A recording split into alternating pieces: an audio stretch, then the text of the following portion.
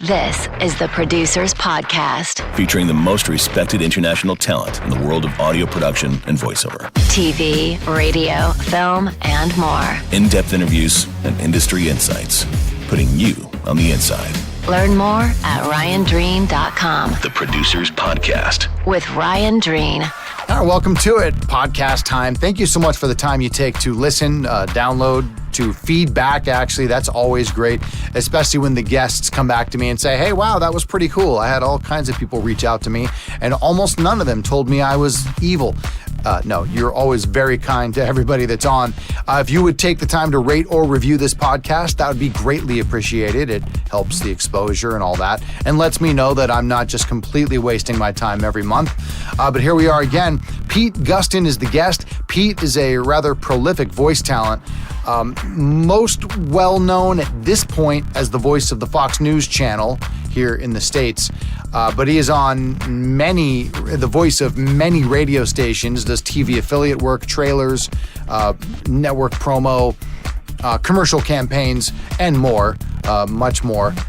His website, PeteGustin.com, he clearly is putting a lot of effort into his website, so definitely worth going to check out.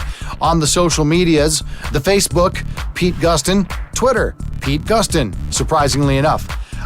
Another thing about Pete, he is one of the Benstown 50 voices, which is a very good barometer of all the radio imaging voices. The top 50 there really does mean you are in the top 50 voices, and Pete is one of those. And finally, he has a book out. I'm not going to go into too much detail here. I've linked it on the podcast page. It's a fiction book. It's got a great sci-fi element. I have not had the chance to read it yet, but I have it, and I am going to read it because when I read, it is fiction, and it's usually something like what Pete has written. So I'm pretty stoked. I would probably read it even if I didn't know the guy who wrote it, but that makes it that much better. Anyway, it's called Wish by Pete Gustin. You can read the synopsis on the link, but go check it out and support the guy and grab his book. Anyway, I would say that's a good intro. I have nothing else to report as of right now, so I'll play a well-rounded sampling of Pete's work, and then we'll get to the interview with the one and the only Pete Gustin. When their world is in chaos, based on the best-selling novel called Brilliant by the New York Times. The ones who changed will change everything. When it comes to great American families, they're not it. Pete Gustin. Pete Gustin. Pete Gustin. The voice is golden. Previewing the Russia hearing, Peter King tells Maria what we should expect. Then, were Trump's tax returns fake news? She's the best news producer on TV. He's an infamous lawyer. Tune in tonight to Monday Night Countdown for a special look at Tom Hanks in Bridge of Spies. It's a soul-crushing, She betrayed me again. epic Super Bowl week. The toughest tournament in sports has arrived. It's make or break time. Tuesday, Mr. Finch and Mr. Reese's worst enemy has taken their best ally. This is the never-told story of our incredible journey to the ends of the earth and beyond. This guy is becoming a titan in the voiceover world. Thank you for joining the podcast, Pete Gustin. I appreciate it. Thanks for having me. Excited to be here. Excellent.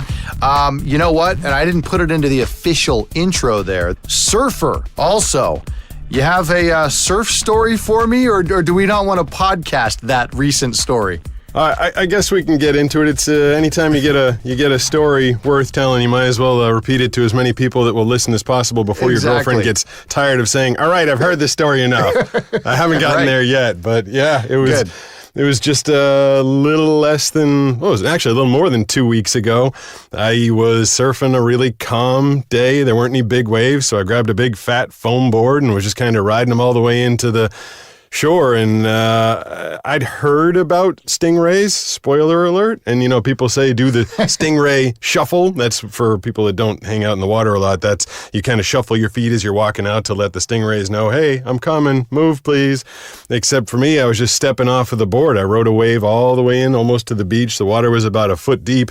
I stepped off the board, and again, for people that don't know stingrays, picture a water scorpion, because their tails come up and around around and go flap right into your foot. And it's a barbed tail. It rips your foot apart. They stick poison into your foot. And it's like pretty much the least exciting experience that you could ever want to have in the water. Man, and that happened like 2 weeks ago, and you said you've been in the ER like 3 times? Yeah, well, I went once just to have it taken care of, and everybody's telling me, oh, just, put it under hot water, get some hot water on it, and that supposedly neutralizes their protein-based venom or poison or whatever. I've been reading up on it ever since. But then no one really bothered to tell me, get in there with some soft scrub and clean it out. I mean, I didn't clean it out at all. They just said put the hot water on it, so I put the damn hot water on it. Next thing I know, 6 days later, my foot's the size of a football because the stingray left me with a nice infection in my foot, and took a fun little hobby, a fun little wave, and turned into 2 weeks of hobbling around from studio to kitchen to bedroom, and that was about it. 2 weeks of that. Man, when you record, do you like to stand, or are you generally sitting?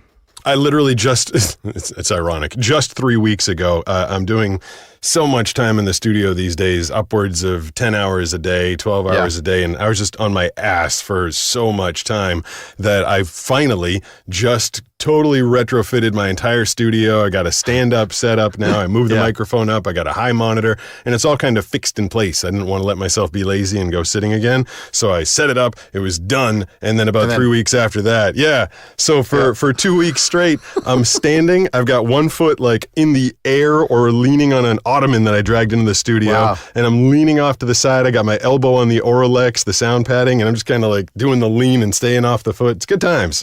Yeah, man. Yeah, it's funny. That is ironic because I went to the full-blown stand-up setup as well, but I ended up turning my room. I've got a booth, but I actually treated the room real well now. So I happen to be sitting now, so maybe we're... Anyway, it's funny how that works out in life, I guess. Yeah, good timing. Yeah, great. All right, let's go back. Let's find out. Obviously, I gave some of your credits, but you're into a lot, and you just said you can be reading for 10 hours a day. Go back to the beginning, and again, I don't like to get the entire list of life, but maybe what got you into media or your radio background. I don't know where you want to start, but take us back. I guess it all started at puberty. Okay, great. I didn't go through the whole voice changing issues. I wasn't the cracking Peter Brady. Hi, Mom. None of that stuff. I woke up one morning and my family used to tease me. Actually, they told me I had a little girl's voice growing up, and when I'd call my cousins or someone else in the family on the phone, they'd be like, "It's either a girl or Peter calling you," and I'm like, "Cut it out." I had the girliest little kid voice.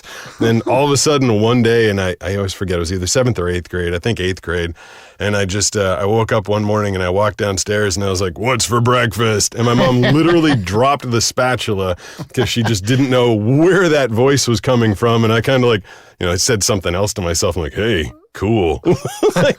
All of a sudden I had a voice, and I think it started, I probably started doing the morning announcements in school, and you hear it a lot when you're a kid. I mean, I was a skinny kid growing up. I hadn't hit a growth spurt or anything, and I was a skinny little kid with this big, deep voice, and so everybody just automatically was like, "You should go into radio," and I guess that kind of stuck with me. I got to Boston University is where I went to college, and I'd had a couple friends.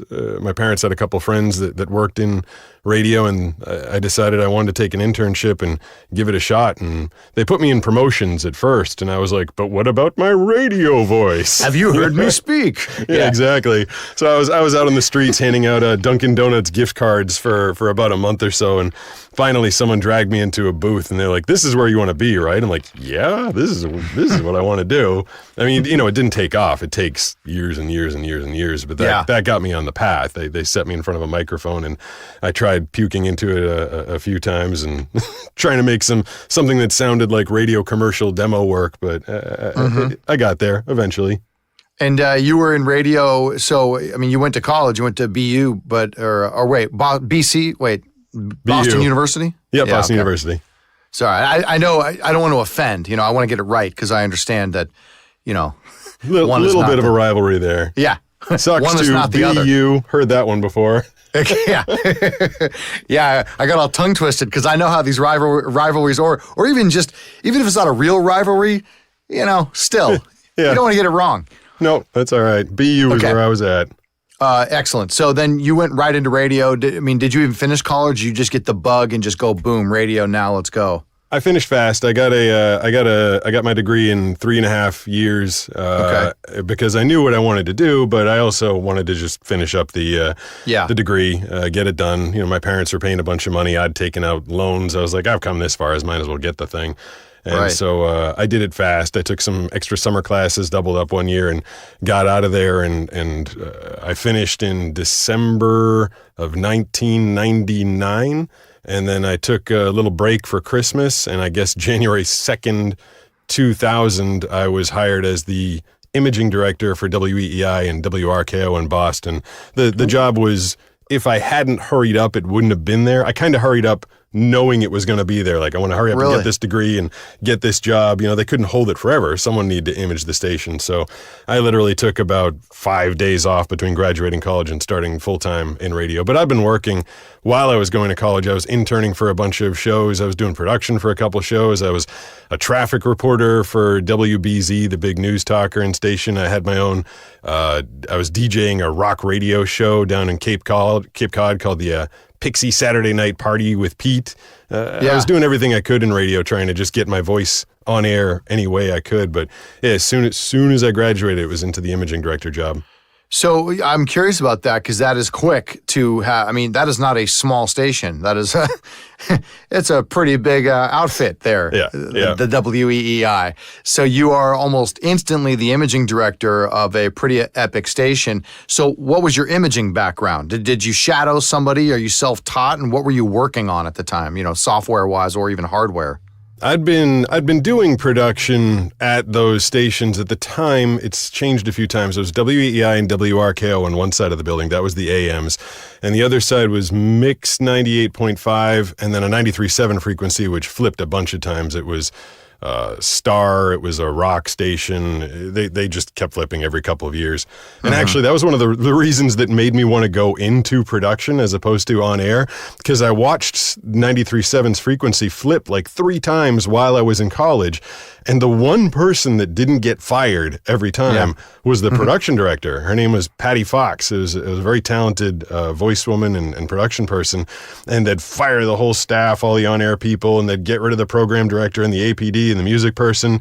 And I'd walk down there, and there's Patty. She's still got her job. I was like, that looks stable. Like, I kind of like that. You get to be on air. You get to put your voice on air. But I was working anytime that one of the other production people took vacation, I'd fill in, and I was working in an evening show called Two Chicks Dishing, and I was making production intros for them, intros for special guests and comedy bits. And my first year there was 95. I started in October of 1995 in radio, and I remember the production coordinator there, D. Simpson, this guy sat me down and started showing me how to like cut and splice tape, and he's like, you're going to need to know this. And I'm like, oh, this is horrible. I didn't know how this was made. And fortunately, someone started rolling in some giant computer box like 2 weeks later. The timing was pretty cool. It was literally just getting that pen and the razor blade and putting all that stuff together. And they wheeled in this thing called the DSE 7000 FX. Did you ever work with one of those? No. But this is hilarious because we started the exact same time. I had all these experiences. Yeah, same thing. Yeah, they wheeled this big beast of a box in, and it was 8 tracks of digital editing. It worked. It was digital editing. It was multi-track digital editing, and I worked on that thing pretty much all the way through my time interning and having the job. And then it wasn't until I took a job in New York in 2000 where I got hired to be a production person for Sirius Satellite Radio before it was Sirius XM. And they just threw a Pro Tools in front of me. They're like, you know how to use this, right? I was like, oh, no, but I'll learn. I'll figure it out. Yeah. But I worked. There was a huge group of really, or not a huge group. There was a small group of hugely helpful people at those radio stations. Though the guy at WRKO was Bill Smith, who's actually the exact same age as my dad, and really kind of guided me along and really held me by the hand, kind of showing me all the software and where all the CDs were and the sound effects libraries and everything and the music and the basics of production. And then there was another really talented guy at the other end of the building working for Mix 98.5, Boston guy by the name of Weei. And I mean, he was larger than life at the time as a production guy. I mean, he was doing stuff that no one else was doing in the Boston market. And he actually negotiated a contract with Don LaFontaine in 1996 or 7, I forget. So you're talking like the height of Don LaFontaine's mega stardom, and Willie negotiated a contract with him to do voice work for Mix 98.5, and it was, I mean, he was doing groundbreaking stuff, and that I got to sit over his shoulder and watch him and see what he was doing and just kind of learn in his shadows was really big for me in terms of learning my production. So just to keep the timeline straight, from the day you graduated college, and then you said it was like 5 days later, you're full-time at EEI. How long were you there? And then you went to New York? I took the job in like the first day of the year 2000, and I went to New York. I guess I went about a year later. I only lasted about a year with that job. Is that right? Yeah. That's what I'm thinking. It seems like a short time. Like you're already in a massive market right out of the gate, and then a year later. Now, granted, Sirius was still basically an upstart at that time, but still, it's a big operation. It was New York, and I mean, it really, I took the job right after college officially, but I'd been there for years. I'd been there as an intern and production assistant, production coordinator, fill-in guy. I mean, I'd been there basically from 95 to 2000. I just happened to have the title for a year, and I always knew. Back then, it was a little different. Now, if you want to make it in production or voiceovers especially, they'll still tell you got to go to New York, you got to go to LA, you got to show your face. It's not as important these days. I mean, I'm not starting over, so I don't know. I just know my timeline. But back then, you had to be in New York. You had to go down there and show the agents your face, and you had to go on some in-person auditions. And after a while, if you built up your repertoire, then maybe you could go somewhere else. But I knew that path, so I knew I wanted to go to New York, and that's why when the opportunity for Sirius came up, I mean, they were right in the McGraw-Hill building on, 6th and 42nd? I mean, they're right there on the corner of Times Square, and I knew I wanted to be there, so I didn't hesitate. And both of my program directors at EEI and RKO, they knew what I wanted to do, and they were both very cool with me leaving. But I did only spend a little less than 2 years at Sirius, and it's not that I was a job jumper per se, but I was there for 9/11, and that was kind of a terrible time to be in New York. And I moved down there on my own. I didn't go with any friends, no family, and I made friends while I was there, but my family and friends base was back in Boston. And in the wake of 9/11, talking just a couple weeks afterwards, a lot of the people in the apartment building I lived in died. Like a lot of them, more than half. A lot of them were commuting down to the Trade Center. And I just kind of looked around, and I'd done the New York thing. I'd met all the agents I wanted to meet. I'd met some good friends.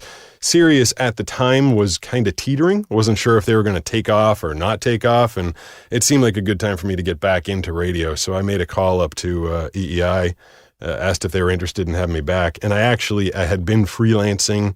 I never really left. I'd been doing some stuff as needed for them. And I said, hey, can I come back? And they said, we'd love to have you. So it was 2 years in New York and then right back up to Boston. So if I can just real quick, because I think you basically covered it, but it sounds like you were aiming for a career more in voiceover than anything else right out of the gate. Like you knew your trajectory was going to take you to New York. Is that because of voiceover? Is that what you meant there? I hoped. I didn't know. It's the same reason when I went to Boston University, I majored in advertising as well as neuropsychology. I just needed something else to throw in there. But I did advertising. Just that? Okay. Well, you're spending $120,000 on education, which was a lot in the 90s. I wanted it to be something cool, make my parents feel like the money was decently well spent. But so not just like philosophy? Got it. Yeah. No. But I did. The main focus was advertising because, I mean, I always thought, like I said, from the moment my I say, my nuts dropped when I was a kid. I thought I wanted to be a voice guy, but it's a pipe dream. You walk into the convenience store and you say you want to hit the damn lottery. You'd like to, and you got to buy the ticket or else you won't win. And that's why I did go to New York. I wasn't going to be a voiceover guy. I wasn't going to make a mark down there unless I tried. So I was always making the decisions and taking the steps that I needed in order to maybe be able to follow that path. But I simultaneously was pursuing a production career and doing everything that I could to keep a regular day job at the radio station, because you just never know. It's a tough industry to break into. Yeah, and only because I know our time is a little finite tonight, because you are such a busy MFer, for the love of God. So when did the moment happen, or when did you know, all right, your career was switching and voiceover was going to be your focus? Was it one big job? Was it a slow change, a sea change? When did that happen for you? I guess it was more of a slow build. I mean, I got myself on air at WEEI doing some of their promos and comedy bits, but Jim Cutler had always been the voice of the station. I'd put myself out there as, wanting to do voiceover work. I got hired by a tiny little station in St. Cloud, Minnesota. I think they were the first station that ever took a shot at me. And they hired me, and that was cool. And when I went down to New York, I made myself the voice of a number of Sirius's O&Os, owned and operated stations, and I was doing voice work there. I'd actually, ironically, this was a weird one. I got to do the voice of a Superbowl commercial for Reebok, like way early on. I think I only had those 2 credits as voice work, but they just happened. They're based in the Boston area and liked WEEI and heard my voice. So let's put him on the Super Bowl commercial. And that was a huge credit to get early on. I think the next big credit after that was Dan Patrick's show was launching, and I had some connections there, and they brought me down to Connecticut. I got to meet Dan, and I did all the production for his show, and I voiced all of his imaging as well. And it was kind of slow after that. I mean, I had kind of a neat resume. I had Dan Patrick show, some work at WEEI, had the Super Bowl commercial, and I played that for whatever it was worth, and started putting some more advertising and feelers out there.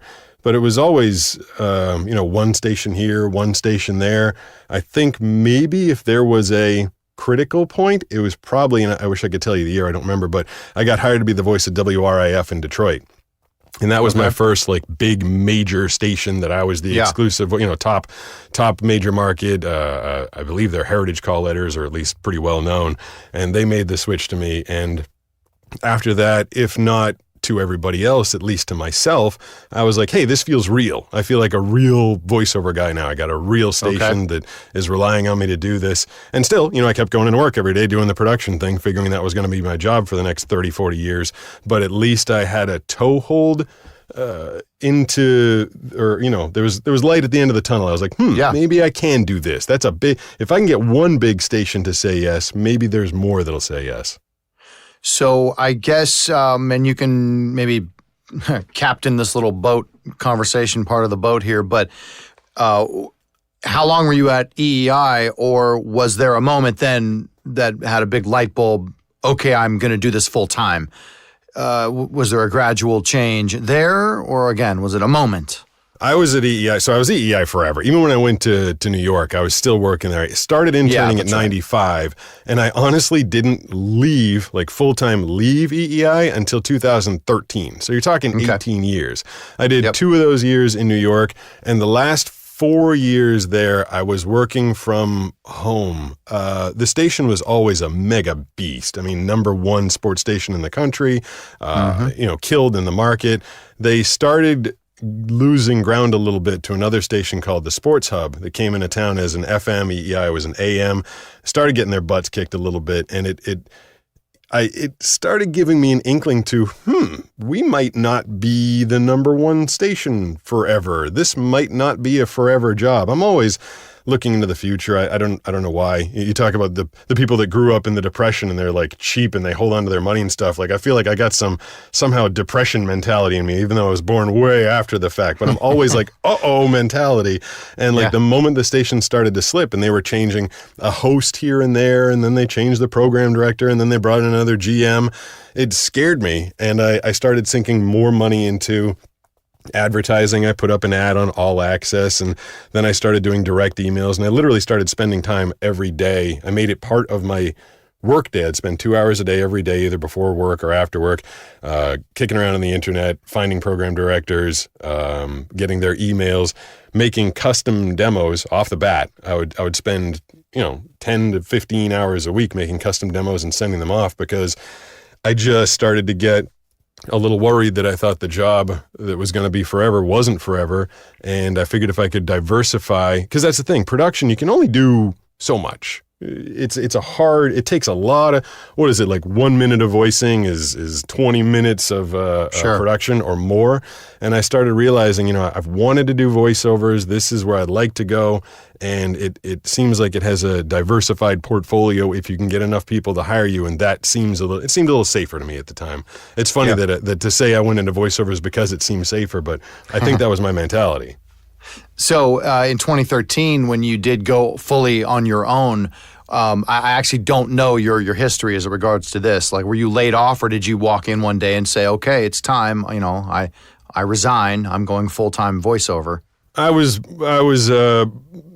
being pushed. I was one of the remaining people that had been there for a while, and as a result, I had a pretty high salary. They'd been replacing all the high salary people and putting them in, replacing them with cheaper people. And maybe I shouldn't say that. That's rude to the people that came in afterwards. New blood, new sound. But I did know, at least in my mind, before it happened, I knew that there was a target on me because of the salary. So I'd been getting ready. I'd been getting ready for a while. I'd landed a decent number of radio stations at that point. I started doing production for a couple non-broadcast per se companies, and I was ready so that when the program director called me, I was like, yep, I know, we're good. I'm going to move on.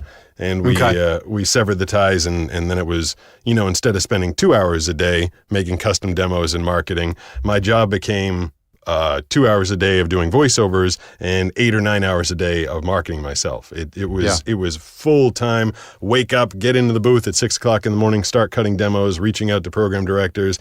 I was reaching out to radio stations, sports stations to this day, or sports franchises to this day. I do a lot of work with a lot of pro and NCAA franchises that I made connections with back then. Basically, anybody that I knew had high demand for voiceover work. Financial advisors that were doing radio shows, anybody that would hire a voiceover person. I was making it my 8, 9, 10 hour day job to get my voice, my demo, my sound, my resume in front of them. Yeah, that's great. I mean, that's just hustle. That's just tons of hustle. Yeah, I mean, because there's a million people doing this, and I knew that then. They're not gonna. In the beginning, honestly, I was emailing so many people, and you will get out of every. They say if you get a 1% return on a marketing campaign, that's great. 1 out of every 100 if they write back, and if you close it, that's amazing. But what they don't tell you is maybe 3, 4, 5%. Say, hey, get out of my inbox, a-hole, or you sound like crap. The guy I've got is way better. Don't bother me. And in the beginning, when I didn't have the confidence, I mean, even now, I guess I can say I'm confident, but you can still knock me down pretty quickly with a bad word. It's a subjective business, and it's hard to keep your confidence going. And during that time when I'd committed to being a full-time voiceover guy, and I'd get an email every now and then, someone just basically tell me, you suck, get out of my email.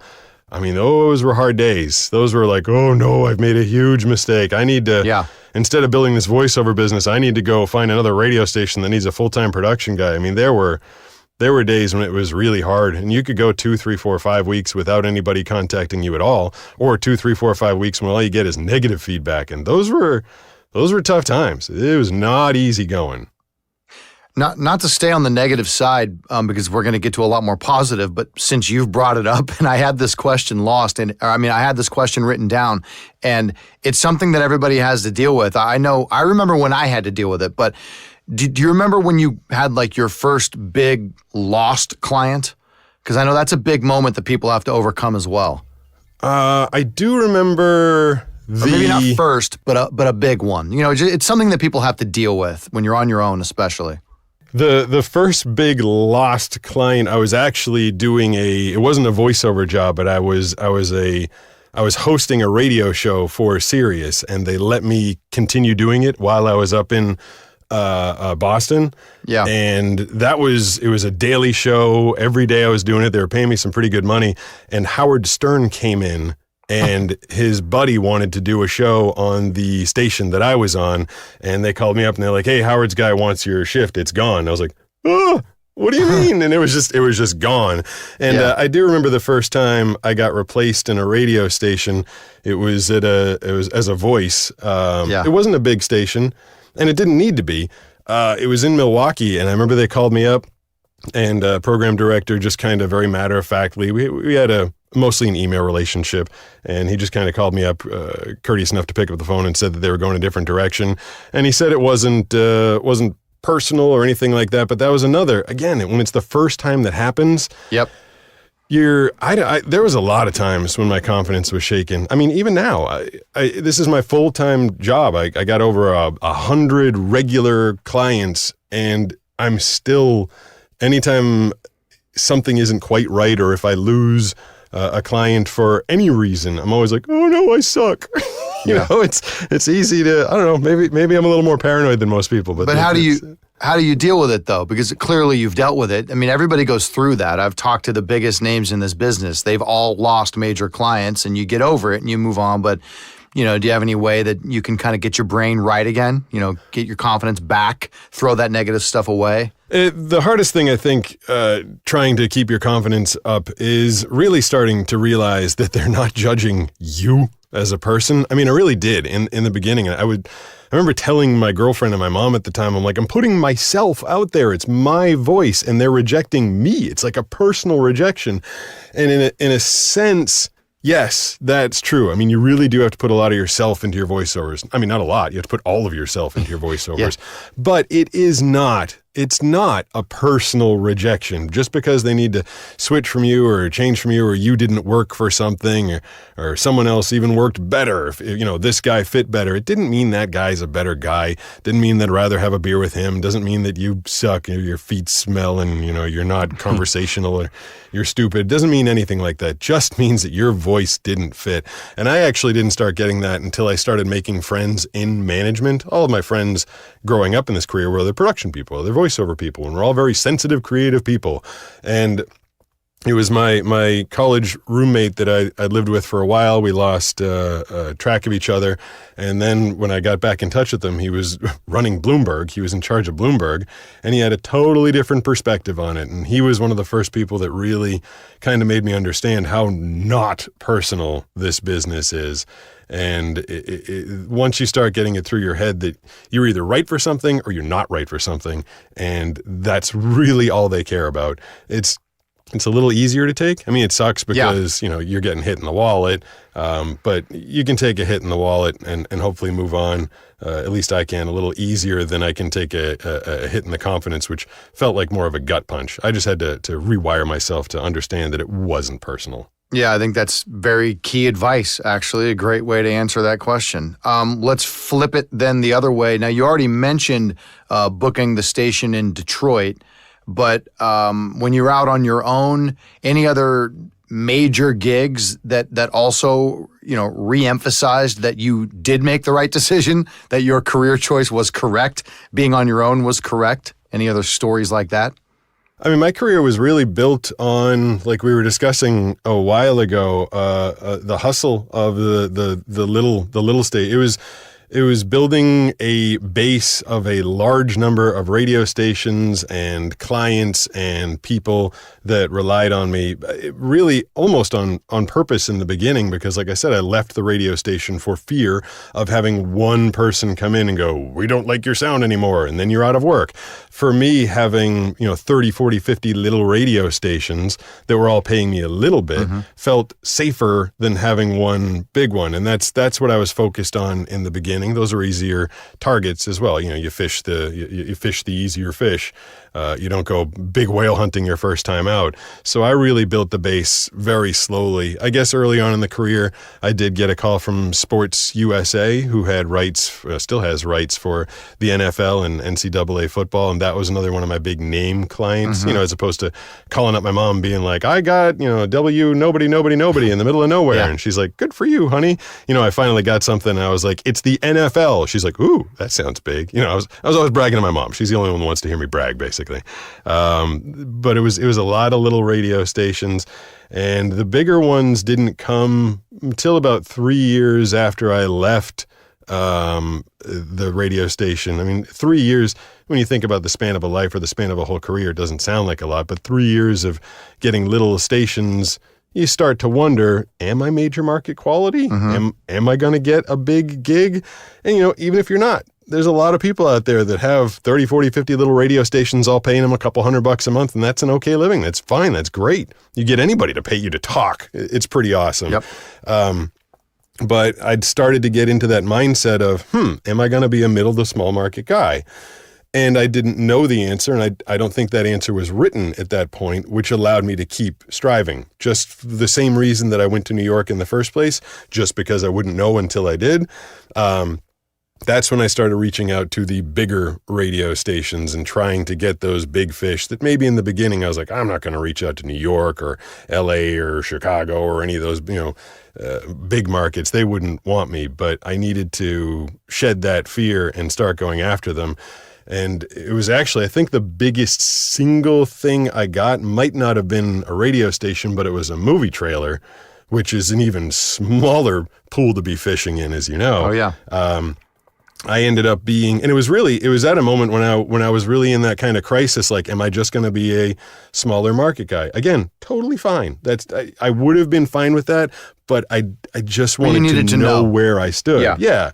And so I was getting ready to adjust my life expectations, and then out of nowhere, I did an audition for SpongeBob, Sponge Out of Water, and I landed that, and I'm like, ooh, that's a movie trailer. That's big. And again, you get that one person said yes. We got one person. Well, actually, in a movie trailer, it's not one. It's like 90 people. Right. You got the people making the thing and the people writing the thing and people that own the company and then the director and maybe someone in the movie itself has rights to review the trailer. I mean, it's you got to get a lot of people to say yes to get onto a movie trailer.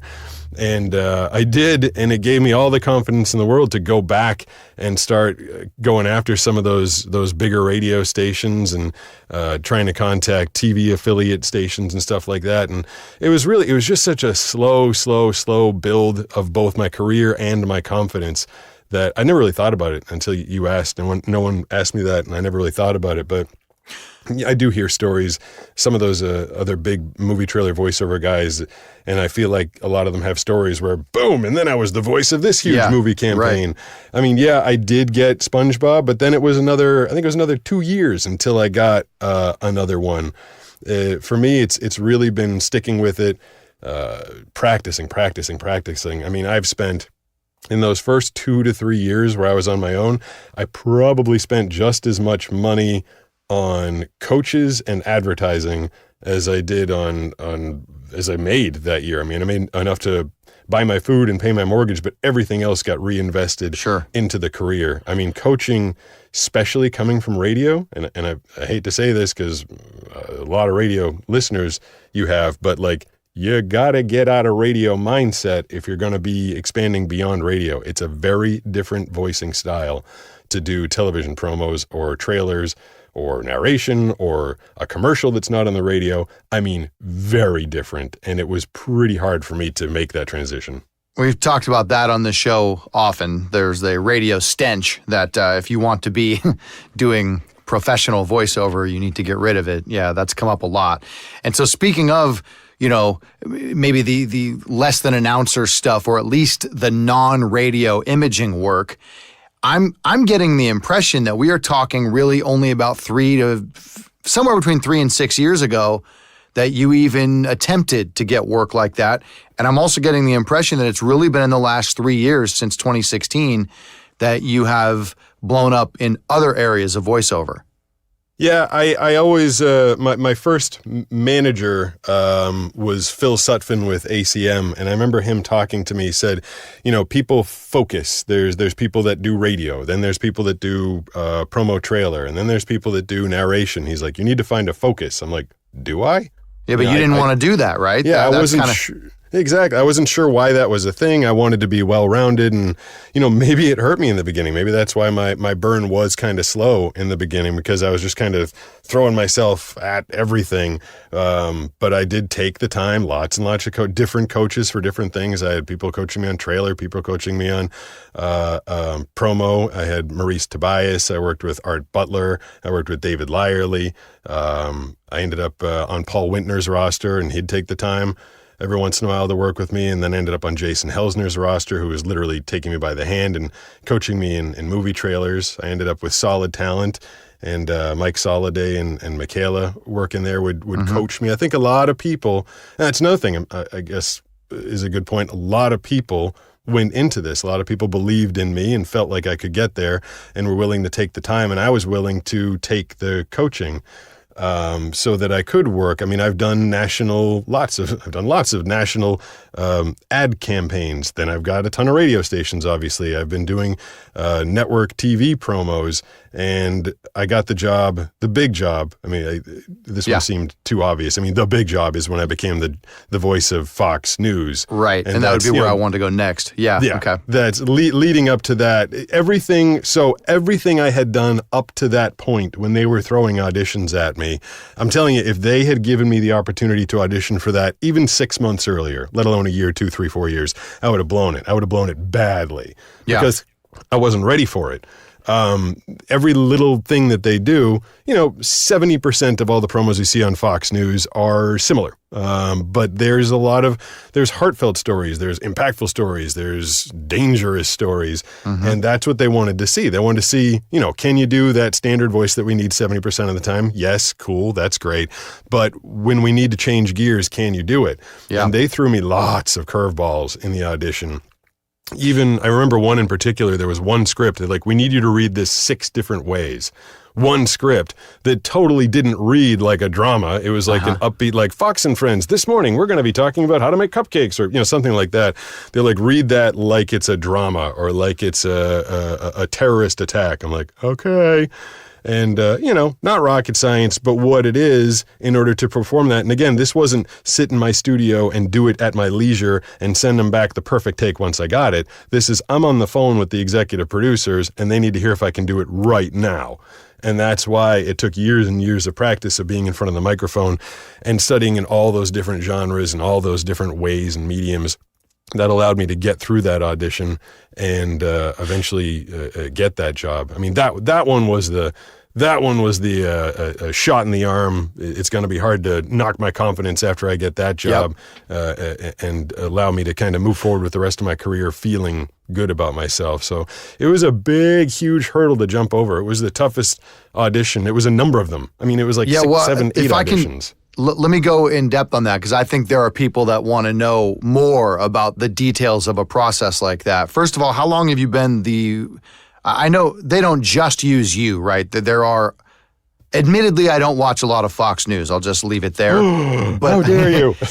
But I've definitely watched Fox News and I've heard you. I don't know if they use other voices. I'm just kidding. I'm the exclusive voice of Fox News. Okay. How long have you been the exclusive voice of Fox News? I took over on, and I apologize, there might be other people that get used for special projects. Sure. Maybe. I haven't sat there and watched for 24 hours. But the bulk as far of it as is I you. know, I do everything there's a guy that does Fox Nation, which is their pay subscribe app channel thing. But Fox News, the Sirius channels, the radio, that's all me. And I took over on St. Patrick's Day. It hasn't even been that long. I took over St. Patrick's Day 2016. So it's been about 2.5 years. Actually, that's longer than I thought. I mean, but you've been very familiar to me for that reason for a while. But no, that's a good run. So how long did it take? Good run. You're making it sound like that was a good run. It's over now. No, I'm sorry. I did mean, though, that it continues to be a good run, but longer than I even thought. And I knew it had been a while. So I meant that in the most positive way possible. So now let's You move know on. something I don't know? See what I'm talking about with my confidence here? One word. Yeah, I now know. I'm scared That's I'm getting terrible. fired. What do you? There's no part of you that should think I know anything about your Fox News gig. I don't, by the way. Okay. Good. So the first minute that you even had an opportunity to think about that gig, how long was it until they actually said, okay, it's you, and then I want to go back through the process? But how long was that? 6 months. Okay. So 6 months is how long. That seems reasonable because they're not looking to make a full brand alteration like that every 6 months. So they want to hopefully get something that's locked in. Yeah. How many sessions did you do in the audition process? It was the first moment I was contacted wasn't an audition. It was the guy that was the voice of Fox News at the time. I think the poor guy wanted to take a vacation, which is like why I never take them. I think the guy just wanted a couple days to do something. Yeah. And they needed someone to fill in. So I did. I filled in and there was no audition. I just got a call from my agent. They're like, "You're filling in for Fox News." I was like, Okay. Huh? Wow. Okay, sure. So it was a Saturday, Sunday, Monday gig. And they called me maybe, I don't remember, 4, 5, 6 times. Not much. And I did my thing, and my agent was very, very clear that was not an audition. That wasn't anything. It's not going to lead to anything. Right. They have a voice. He's under contract. And you just needed to be the guy that was available on a weekend. I was like, all right, that's cool. I understand. And, the opportunity, again, you grab those clips and you say, featured on Fox News. Sure. I did that. And it was something I did, and I was very proud of it. And I really did. I could lie and tell you I didn't think of the possibility, but I tried my damnedest not to think about the possibility because I don't want to drive myself crazy. But it was about a month and a half later where they just sent me a couple more things and just to read on my own. And then another month and a half later, and they were asking about my studio setup and how available I was every day. Hey, are you a full-time voiceover guy? Is this, they didn't know a lot about me and they just need to ask some questions. And then at about 3 months after that first weekend fill-in job, that was the, hey, can you get on the phone and read a couple scripts with us? And again, my agent was super clear with me. It was Michaela at the time. She's like, this is not a job. This is not an opportunity that is out there. They aren't looking to fill anything. She's like, just, impress who you're going to impress. And I was wondering, Fox Networks is massive. And I was wondering maybe if the people at Fox News were just spearheading the search for someone Fox Business. Or something, anything that they own. Yeah. I mean, they own tons of stuff. And so I was, reading their scripts, but just keeping in my mind, this could be for anything or it could be for nothing. But it did all hit like really high gear at about that 5.5 month period. That's when I started getting on the phone for different audition after different audition. And then once we started nailing the auditions, it was all about availability. Go in your studio and read this. Okay, cool. Grab your portable rig, go outside of the house, read this and let us hear how it sounds. Ooh, that doesn't sound quite right. Can you make that sound better? Is it the EQ or is it the room? It just doesn't sound right. Can you fix it? And I mean, I had a petrifying audition with them where they're like, yeah, your portable rig doesn't sound good. I'm like, I'll buy another one. Like whatever you need me to do. No and I doubt. did. I went and bought a whole nother portable rig and I just needed to be right. And again, the whole thing was, this isn't really a job. They're just checking their the opportunities out there or the options out there. And then I got a call, like it was the day before St. Patrick's Day 2016. And as much as I'd been trying not to think about it, I was kind of obsessing at that point. And I got the call. They're like, that's it. They're sending over the paperwork and you're going to be the voice and you start tomorrow. I was like, holy crap. Yeah, right. That was the most like, holy crap. I mean, every other, the first movie trailer I ever got was probably really close, but that was so out of the blue. I didn't have the time to work up to the excitement. This was like 6 months of maybe, it was pretty amazing when I finally got it.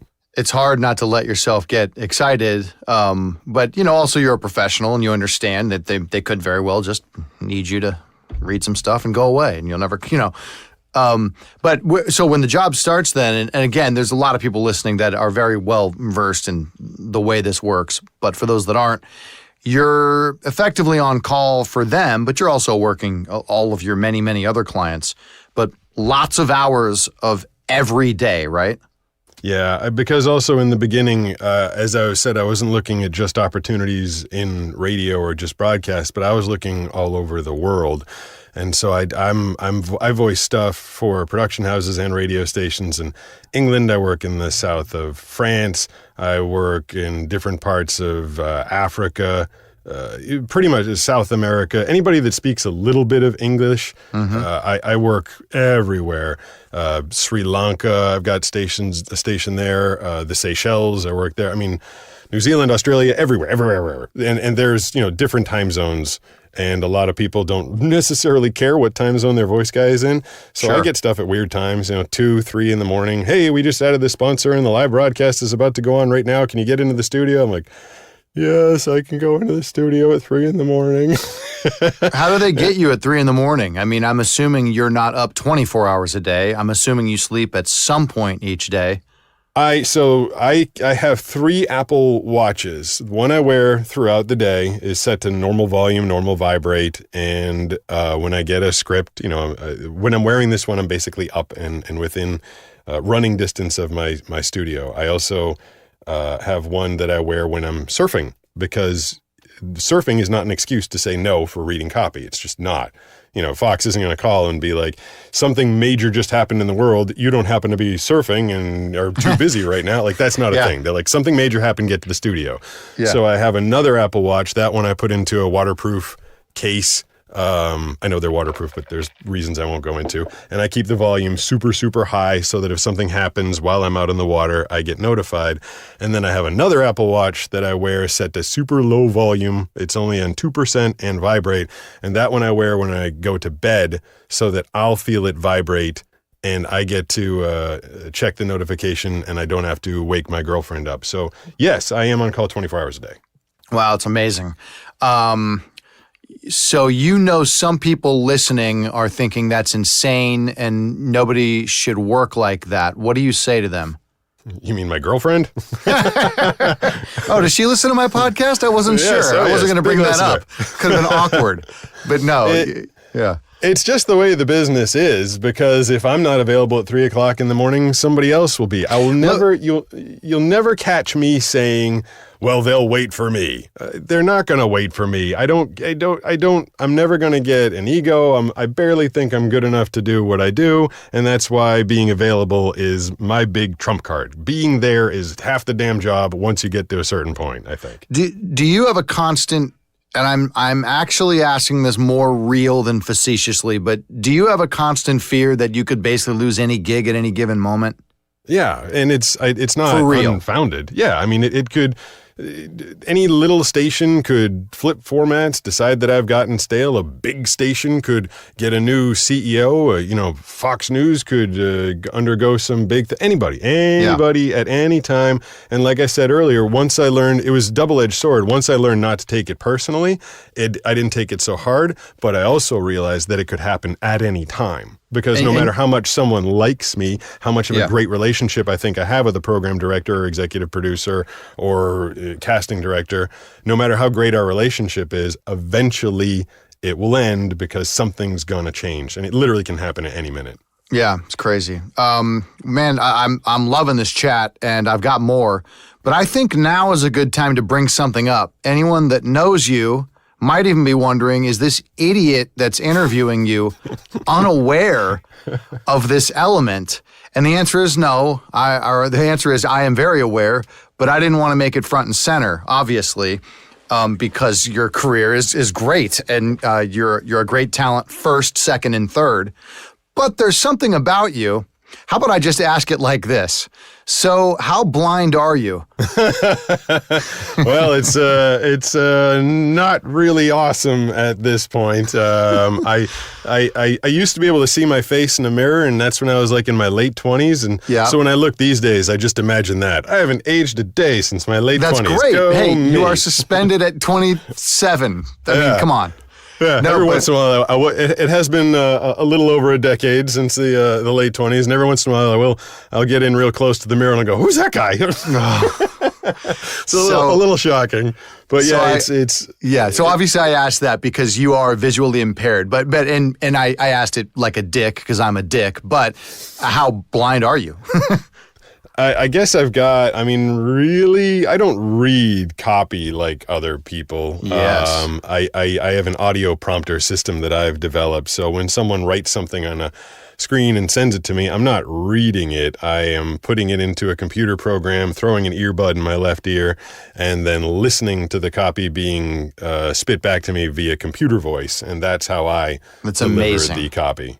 I already knew this, obviously. And again, there's lots of people that know you and already know this about you, because there's actually been some really cool stories out there about you, but I wanted to talk about it.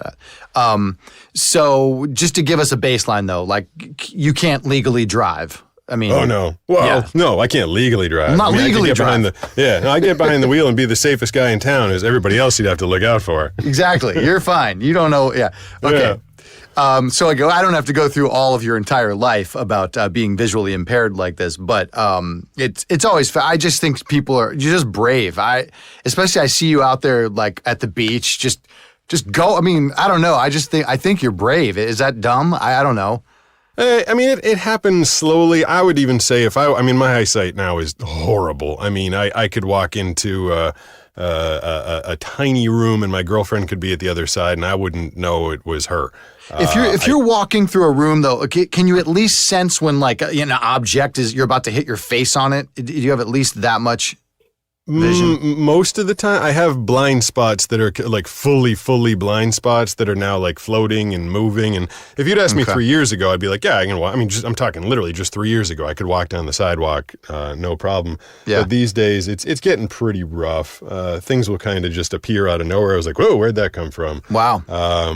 But it's actually the reason I took up surfing. Because I wasn't going to do tennis, baseball, basketball, golf, anything like a frisbee. I don't want things flying at me. I'm not going to catch them. They're just going to hit me in the head.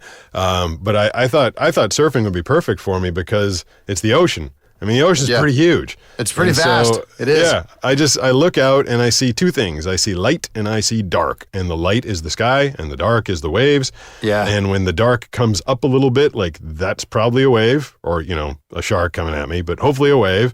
And so I turn around and I start paddling and I've got a good sense of feeling where I am. And so when I start to feel that wave come up underneath me, I take one or two last strokes and then I pop up and I'm riding the wave. That was the sport I thought was going to be perfect for me.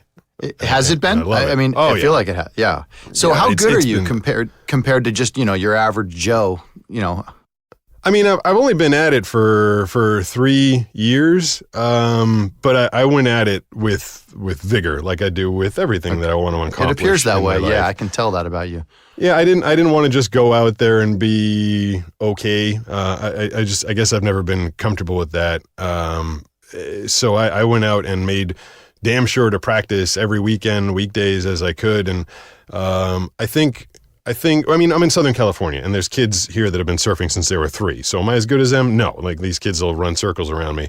But in the matter of 3 years, I went from a beginner learning practice board to what they call a potato chip board. I ride a little 5.5 board, which is much shorter than I am. And I'm riding, tough waves on hard days and making good turns and getting in the pocket, as they say. And yeah, I feel like when I'm out there, I can hang with most people. It's hard to say. Because I can't see what everybody else is doing, but I don't feel like I suck. I feel like I got pretty darn good. No, fast. You know. That's cool, man. All right, so let's get, because people are going to want to know, obviously, about your setup again, and you already said it, but tell me how. I'm interested only because I think the computer voice, the pacing of it, and it probably being a rather monotone voice, I'm assuming. Does that not mess with your pacing and your delivery? You had to adapt to it? How does that work? I tried a real voice, one of those like real sounds like a human voices in the beginning, and that was worse because I started following the inflection of that voice, and that's bad. You don't want to be following the inflection of a voice pretending to be human. Like that sounds horrible. So eventually I just picked this crap voice like from the first text-to-speech program, and I had that in my head, and that was difficult too, but not in the way I was following the inflection. The thing was coming at me. You're listening to the Dennis and Callahan Morning Show on Sports Radio, WEEI. And no punctuation. Yeah, it'll stop for a second for a period, but it's just droning. And that was another thing. It was it was another one of those like, God, am I going to be able to do this? You know, there's a lot of times in my life when I was like, I don't know if this is going to be possible, because listening to that thing and then trying to act, you know, not just blowing out the words, not just getting through the copy, but to really act and emote and tell the story and all that good stuff you need to do to be I hear people say little V, big A, voice actor, is really hard to do when you got a robot in your ear. But again, it was repetition and practice. I mean, 10 hours in the studio every day. In the beginning, I was developing this at the same time that I had decided to be a voice actor. My eyesight kind of crapped out right when I decided I was going to be a voice actor. And I was like, good timing. Yeah, so, right. But I realized also that I needed to find a faster way to do it. I mean, before that, I'd blow the font up to like 48, 72, and I'd kind of try and read a sentence and pause and then do another sentence and splice it together. And like, that doesn't work. I'm never going to have more than... sorry, I didn't mean to interrupt, but I would think getting into some kind of a memorization setup would be best. I mean, but you have to get the material somehow to be able to memorize it. Use robot voice, but robot voice spits out maybe enough that you know you can memorize, and then you spit it out 3 or 4 times wild, and then repeat. But that's no good. Obviously, you know what you're doing. I'm just saying that's how I would have thought maybe a good way to do it would be. Well, there's so much, I mean, I do so much copy these days that it really had to be a real-time process, just like everybody else picks up the page and reads it. I didn't have time to, memorize a couple lines here, a couple lines there, because, I mean, most of my work is short promo stuff, but I also do a lot of long-form commercials, and I do narration, and I will be narrating my own audiobook later this year. And I'm going to ask you about that.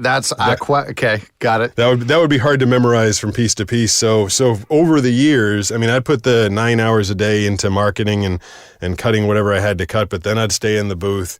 I mean, I was ghostly white, and I was never leaving the house. I'm talking these 3 years from 2013 to 16 when I was getting things going. And so at night, I'd eat my dinner, and then I would just sit there and listen to that robot talk. And then I would try and repeat back after it till eventually, after a long, long, long period of practice, and again, this is, I try and...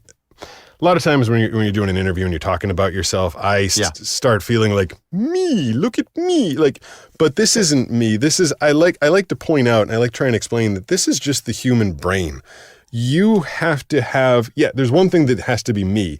Me had to make the decision to want to do this. But once me did that, my brain and the human evolution that made my brain allowed it to make the compensations that I needed to listen to a voice, let that voice become input. Just like you looking at words on a page that doesn't, if you look at words on a page and it's italic, you may decide to give it a little emphasis or you may not. And just because someone writes in Times New Roman as opposed to Arial doesn't mean that you're going to read it all differently. Sure. And so I had to learn to take those audio inputs and just make them just another piece of information that I was getting. Wow. Forget about how it was coming to me and just, okay, these are the words that I need to say. Now I need to say them. That's amazing. So when you have the robot coming into your head, can you change the tempo, the rate?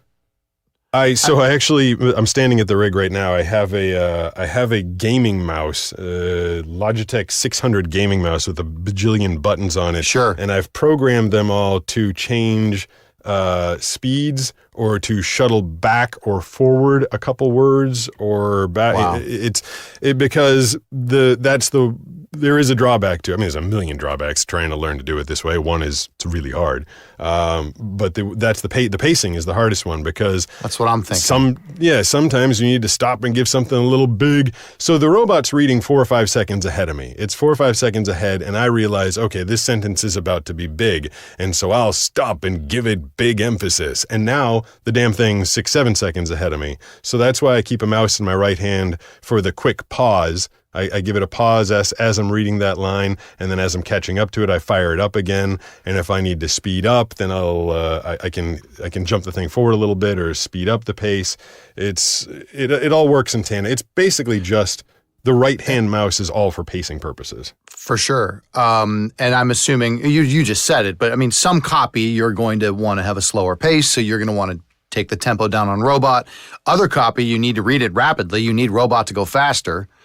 And you can do that. And now this rig, is this proprietary, the entire thing, or are you piecemealing, some software that already existed and some hardware that already existed and put it all together for you? A little of both. I mean, I didn't build a mouse or create the software or anything, but I'm using them in a way that I don't think a lot of people do. Yeah. I get, as you can imagine, a lot of people.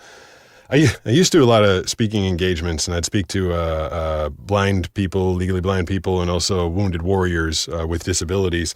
And the I want to phrase this properly, not the problem, but a common thing that would happen is that I'd speak to a group of blind people, and they'd be like, "Oh, so how do I get the rig to work for me? What software do you use?" And I'm like, my point was not to be, I'm legally blind, you're legally blind, you should be a voice actor. The point was, I'm legally blind, this is what I wanted to do, and this is how I did it. Overcome challenges. Yeah. Yeah, like, right. what do you want to do? I'm not saying that all blind people should be voiceover people.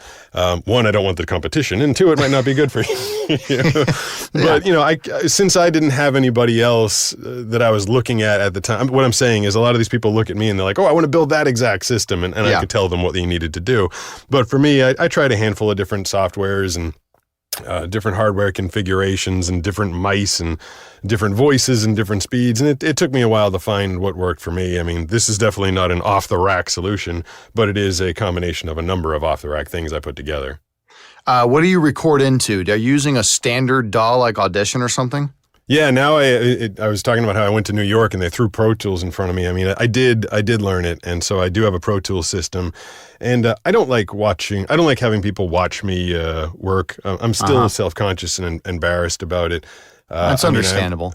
I'm very proficient with the software. I also have a left-handed mouse that has 24 buttons on it that I've programmed for shortcuts for Pro Tools.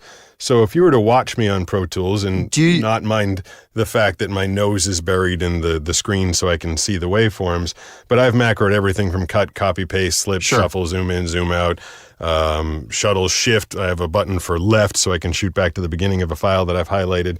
I mean, I do work with Pro Tools almost like someone would play a piano. I've got a left-handed mouse with 24 macros and a right-handed mouse with 20 macros, and I kind of just fly through my file doing my editing that way, never touching a keyboard. That's amazing. So, but you're actually using two mice, because I have a Stream Deck, for example, that my left hand uses, and then I have a mouse in my right hand. I don't know if you've ever considered putting a Stream Deck into your workflow. I'm not trying to change your life, but they're pretty great too for programming macros and everything. I say mouse, and maybe it's kind of the same. It is a more of a hotkey type setup. It's a Shuttle Contour Pro is what's in my left hand. Okay, that's great. But you're still using Pro Tools after all these years. You stayed on Pro Tools. Yeah, I did, and I think I think I stayed at 11. I was comfortable with it. I'm always afraid when Windows changes their operating system. Like, I don't really look at the screen. I mean, it doesn't do me much good. I mean, I know where the file button is. I know where my audio suite is. I know where the plugins are. I mean, for me, it's more of like a grid. Like, I kind of go, 5 grids right and 6 down. That's where I'm going to find the plugin for the Renaissance compressor, and then I can stick my face in it and find the presets or use a magnifier or the magnifying tool. But mostly for me, it's just everything's in the same place all the time. I'm still working on Windows 7 with the Pro Tools 11, and I'm super comfortable with it. And I hope the computer never dies, because I'm afraid I'm going to have to learn all new grids all over again. I don't want to slow down to do that right now. I know it's dangerous when you have such you need to do such high output every single day. A computer going down for you is catastrophic. It is. I have backups upon backups, but I mean, someday, they've already warned me Windows 7 isn't going to be supported anymore. I'll have to upgrade to 10, and then I'll just have to learn. But it's tough to sit down, and it's just so different. People don't, and this is not me looking for sympathy, and nor should anybody ever spend any time of their day going, what's it like to be legally blind? But everything is so much more time consuming. I mean, you go to a restaurant, I can't read the menu, so someone's got to read the menu to me. Or the new Windows machine shows up and it's not set up in voiceover mode. So I'm sitting there with 2 magnifiers stacked on top of it, trying to find the OK button just to get past the wake up screen. I mean, it sucks. to do a search, to get to that control panel setting, to turn the damn thing on you need just to get the computer to work. Yeah. Yeah. Damn. Yeah, I mean, it's just so what it is in order to get by with what I've got and what I deal with, it's just more time and more preparation and more willpower, which I guess, again, I never really thought about it, but maybe just the willpower that I need to get through the day, just to turn on a new computer or to order off the menu or to find my way through a room and not bump into people. Maybe that's why, it's extended in the rest of my life. Extending my will a little stronger to do things that I want wasn't really that much of a stretch because everything I do is a little harder and I have to get through it. But do you think, first of all, I don't believe anybody listening would think that you were like looking for empathy. You're just not that guy. I can tell. You're just not the guy who's like, oh, woe is me, please, But you're also extremely driven, and you talked about your hustle and the ridiculous hours. If somebody was more, I'm pretty driven, but I'm not like you. Do you think I could even do what you do? What type of person does it take, to have done all of this work you've done to continue to, to do it like you're doing it? A desperate one, I guess. Desperate. It's not to say. You got to be a little. I'm going to use this nicely, but you got to be a little wacko, right? To put all the effort you put into it to get where you are. I feel like I've always needed to prove something to the world because there is that tendency. I do it. I do it when I meet other blind people. Like, I'm like, how capable is this person? It's just kind of natural human instinct. And I guess I've never wanted to be looked at as just the blind guy, which is kind of sweet why we did this interview. Yeah, that's why I didn't mention it till we were 45 minutes deep or whatever. Yeah. I guess for me, I've always wanted to. It's the classic 50-year-old driving the Porsche. I guess it might be. You could just sit here saying I was overcompensating, and I very well may be. I feel like I need to achieve at a high level just to be on even ground with everybody else, lest anybody looks down at me. I don't. So you think about that? That's in your head. It's just, now it's just who I am, and I don't need to. I don't need to turn you into my Freud here, but I guess, growing up, it was probably a big part of why everything I did. I wanted to learn to sail as a kid, and I became a champion competitive sailor, and I wanted to play on the football team, and I obviously couldn't see the ball, so I became a lineman. I started my senior year as a pulling guard in the triple option offense, and everything I've done, like, I don't want to just try or do, same thing with surfing. I want to be good. And it is a little bit of like, I don't want people going, oh, look at that blind kid trying to, sail, be a voiceover guy, surf. I don't want people looking at me they'll give you pity automatically. When I was diagnosed with this, the state steps right in. They're like, we'll give you funds, we'll give you Social Security, we'll help you out, we'll give you checks to sit at home and be disabled. And I was like, God, sympathy's built into this damn disease, and I don't want it. Yeah. Did you ever, maybe originally, did you take some assistance to get yourself going in the voiceover world? Like, did you have to do that? No, I actually hid it for years as best I could. I did have some eyesight, and I'd show up to auditions. I'm talking when I was 18, 19, 20, 21, and I still had some eyeballs. I'd get to the auditions early. I'd take the script, excuse myself, say I had to go to the bathroom, lock myself in a stall, and grab a magnifier and memorize the script. And then furthermore, I would hold the paper up in front of me and pretend to be reading it. I didn't want anybody to know. I think I futzed through the business, at least the voiceover end, for probably, I wasn't making any money, but I'm talking about from like the first time I went to an audition until the time I think the first person knew was probably like 7 or 8 years. Wow. I never went in like saying I'm blind, and I don't have any central vision, so when I look directly at you, you're not there. I only see people using my peripheral vision, and I would make damn sure to look directly at people when I was doing the auditions or meeting producers. That's amazing. So I wouldn't be able to see them. They were in my blind spot, but to them I was making eye contact. Right, because it would be kind of ridiculous if you just kept them in your periphery and then you look weird and then they, Yeah, and this is we're talking a different time. The first audition I went on was 1995. And, the world was different. I think maybe these days, your first time out, if you're a blind voice actor, and people might be like, hey, good for you. And they might point at me. I've been randomly tagged on Twitter before. I'm like, huh, who's this person? That someone's might have heard about me. They're like, oh, Pete Gustin does it. And I'm like, oh, cool. So there might be other people to look at that are doing it. And these days, everybody's far more sensitive. Which is good and bad. I think we could, do a whole nother podcast on that. Yeah, I was going to say. When I was coming up and when I was getting my start, you didn't want to be the different guy. So I really did. I did my best to hide it. I know what you mean. Yeah. Yeah. I know the struggle. I have slightly poor vision. No, but I do have crap vision. I cheated on my driver's test to not have to have vision impaired on my license. Oh yeah. I have a good left eye and a bad right eye, so I quickly look over into the right side with my left eye and then memorize it and then tell them what they want to hear. Yeah, it's just a little trick for anybody. Preparation, compensation, that's all it takes. Yeah, so you Pete, can call it that too. Yeah, so we're the same basically is what I'm saying. There you go. Yeah. No. Okay, look, you've got to do a session here quick. And I mean, this is going to be one of my longest episodes and I'm damn proud of it. But the book, I want to talk about two more things, but the book, this book looks like you wrote it for me. It is just like, I've only read the synopsis yet, but I will get my hands on it.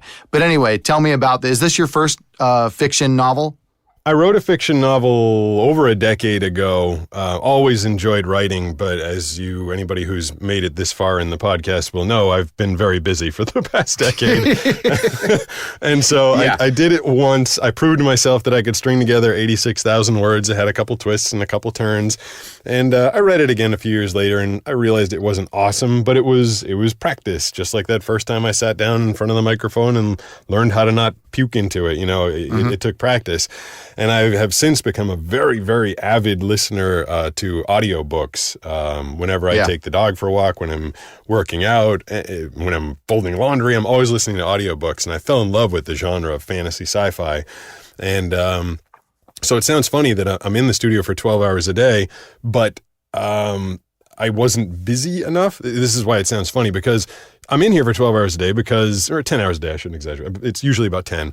And it's not that I'm reading every damn minute. I mean, there are periods when I'll be reading for an hour and a half straight, like clients will just back up and you get tons of copy and you're cranking for an hour and a half, 2 hours. But there's also periods when there's like 30, 40 minutes and you're like, what are you going to do? Sit there and stare at Facebook?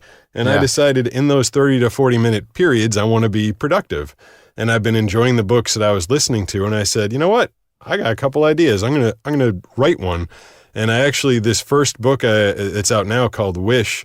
I did 96,000 words in a month. And then I took 2 weeks to review it, 1 more week to review it again. And then I got... That's pretty amazing. That's 7 weeks. For almost 100,000 words. That's amazing. That's fast. Yeah, I mean, so I really am. I'm into, if I'm going to be in this, I consider the booth and the office, this is my work time. And if I'm going to be in here for 10 hours, I want all of that time to be well spent. So, voiceovers is obviously the main priority. Marketing is number 2. Those are, like 50-50 basically. You're always having to market and get yourself out there. But when there's really free time, when everybody's been contacted, when every piece of marketing material has gone out, when every demo is updated, and I have free time, I will sit down and I'll write. And fortunately, it comes out very naturally for me. So I got through that book in 7 weeks. And there's another one that's already done and written. I wrote that one at the same speed. And I'm just waiting for that to go through my editor. And that one's going to be coming out in December, called The Skill Conspiracy. So that's not going to be a book 2 in this Wish series? No, I didn't want to. I met a local author in San Diego. His name is Douglas E. Richards, very, very well read author. And he actually gave me the advice. He said, don't just do your series as your first thing, because people think it's the only idea you've got. Okay. The Skill Conspiracy is a completely separate book. That'll be out December. I'm already halfway through my 3rd book, which I'm temporarily calling I Talk to Atoms. That's another fantasy series book. After that, the 4th book will be the sequel to Wish. I envision this as being a 3-part series, and this will be the second part of it. It'll come out probably middle of next year, I think. Yeah, that's great. And you're going to do the audiobook?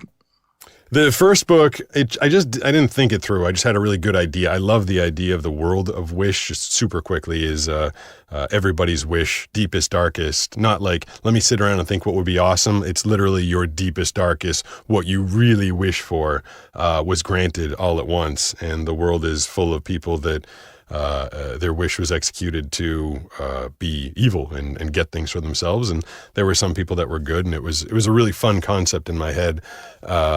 But the book is based on an 18-year-old girl who was shot by a criminal. It's based in Boston, and she's paralyzed in a wheelchair as the book starts. So the book is first person from an 18-year-old girl, and while I like to think I have a pretty good range with voiceover, I couldn't pull that one off. But the next book I wrote very specifically knowing that I wanted to narrate it. The character has a lot of me in it, and I'm super excited to get it back from the editor so I can start reading it. That's great. Have you done an audiobook before? Never have. All right. I've done like 15 of them at this point. Yeah, I've seen. Yeah, like, go into it. I mean, it's your book, for God's sake, so you're going to enjoy it. But it can be like a passion, I mean, it's great. And luckily, I'm doing it as more of a hobby for me because I enjoy it, and it's kind of, cleansing. But yeah, so if you don't have to focus on the money, which I suspect authoring these books for you is that as well at this point. It doesn't hurt if people want to buy my my book. Let me throw that. Buy my book. No, buy the book, for God's sakes, buy the book. But it's just nice when you can just be passionate about these things and not have to be, like, oh my God, if 100 people don't buy my book this week, I won't eat. Yeah, no, it's not a must, and I really did get to focus on and I wasn't trying to pander to a certain audience, which I think this works well for voiceovers too. The more you are, which I really did this book for me, and that was one of the early lessons that I had to learn from Maurice Tobias about voiceovers was don't try and be Ashton, don't try and be Scott Rummel, don't try and be Ben Patrick Johnson. Yes, you might have similar tone and timbre to your voice, but they're not buying their tone and timbre, they're buying them. Yeah. And so the more you get to be you, the more you do the art for yourself as opposed to trying to impress other people, really the much better the end product is. And that's same for writing as it is for voiceovers.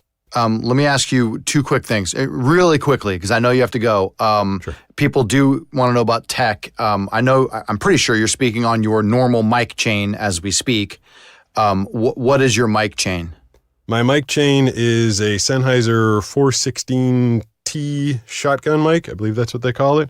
I used to use a Neumann U87. I felt like in order to get the punch, it's clean. It's super clean. And I think I would use it for animation, and I might even, if I still had it, I might even use it for the audio book. You should use it for the audio book, yeah. It's a very clean microphone, but especially with the genres that I just the voice that I've got, they expect me to be a little bigger, a little punchier. So I switched to the Sennheiser 416T, and I found that there were too many plugins or too much that I needed to do to the U87 to make it sound as big as I wanted. This is basically pretty clean. I run it through this is something actually a lot of people don't use. I use a Prism Lyra 2 as my D-to-A and preamp. Most people these days are using the Apollo. This is a piece that comes out of England, and it is the cleanest D-to-A digital analog. I mean, and the preamp, it's just crystal clear. I actually, as soon as I made the transition, I was working with a trailer house in LA that I was getting some auditions and scratches with. I didn't even tell them that I switched to this thing. And they were like, what did you do to your process? How come it's punching through? As I choked to death. Pardon me. I made you talk way too long. That's my fault. Yes, I'm only doing usually 15 seconds at a time. You're killing me. So I switched to the Prism Lyra 2, and I've convinced myself it's a real nice piece. Other people might hear the chain and go, it sounds different, good, different. I mean, everybody's got an opinion, but for me, it's really clean. And then I go into Pro Tools, and I've got a beautiful soundproof studio that was built for me by a Soundproof San Diego here in the San Diego area. So the room, I don't need a gate, but I put on a little gate just in case if there's any background noise. Yeah. I put a tiny bit of EQ. I like to kill a little bit of the bass. It gets too rumbly. Tweak a little bit of the high, and then I use something called the Black Box. It's an emulated plugin, and that just adds a little bit of sparkle to the voice, just so it cuts through. On your EQ, you roll off like 80 or so. I'd love to be able to tell you what it says, but the writing's too small. I rolled off as far as I needed to for it to sound good. I understand. You turned a knob till it sounded right. I gotcha. Yeah, when I look at the parametric EQ, there's like a little fingernail down on the left, and a little fingernail up on the right, because with a boomy voice, you got to get that. You don't want to get lost in the mud. A little sizzle on the top, a little shelf on the top, and then likely you're rolling off somewhere 100 to 80. Just people will be curious if they're not totally tech savvy. Just because a guy sounds big and beefy doesn't mean they've upped the low end. It means they're rolling off some low end. And anyway, that's I learned that early too. I thought listening to Don LaFontaine, some of my early people that I wanted to emulate, I was like, they've got a bit. Let me put this bass all over. And then you listen to it alone, and you're like, oh my God, I'm rumbling. I sound like a dragon. Yeah, and then you put it into the mix. You're like, where did I just go? Yeah. It's just a misconception. I try to get out there whenever possible. Go ahead and everybody in humanity needs to roll off probably 80 and below. Start there and then move on. Anyway, I think you already did it, but I want to give you one last opportunity. Do you have any final key words of advice to the youths starting off in this industry? Well, the be patient is really what the biggest message I try and get to people, especially the younger generation that is used to things like, man, like old man, these young whippersnappers and their cellular devices. But everything is available. It's not that they think it's available faster. It is. Everything is available faster these days. But that doesn't mean that careers are going to take off very quickly. And just because your mom or dad buys you an awesome rig and you've got the same microphone as Scott Rummel, and because you've got the same processor as Brian Lee, that you're going to be getting movie trailers, it just means that you have spent a lot of money that you don't know how to use the equipment for yet. Yeah. It takes time. It takes practice. And there's a lot of people putting a lot of themselves into this. The competition these days is huge. I mean, huge. When you are submitting, there's so many other people that are submitting. They're just as good as you, and they've put in just as much time, and their rig is just as good, and they've had just as much coaching. And to fight through doesn't just take practice, but it takes a lot of time and a lot of patience. And that's why I get people, I want to be a voiceover actor. And I say, okay, it's going to be about 3 to 5 years of when you're starting from scratch, you're talking 3 to 5 years of practice. Don't send out a demo. Don't send out a demo until it's been 3 years at least. Because if you send out a demo after your first year, everybody's going to attach your name to that demo. And I'll tell you right now, your first demo is going to suck. So take a lot of time, refine your art, and understand that this is a long-term career. There's not a lot of 21-year-olds right out of college that are full-time voiceover guys. It's a long-term business. Yeah, that's great, man. That's great advice. Had such a good time talking to you. I hope I covered everything that was important, but you're doing great work. And you know what? I have nothing else to say except for PeteGustin.com. And Pete Gustin, thank you so much for joining me on the podcast. It's a pleasure. Thanks for listening to me yammer on. I appreciate it. Anytime. Visit RyanDreen.com to subscribe, contact the show, and listen to every episode. Please rate and review the Producers Podcast on iTunes or on your favorite podcast app. The Producers Podcast with Ryan Dreen.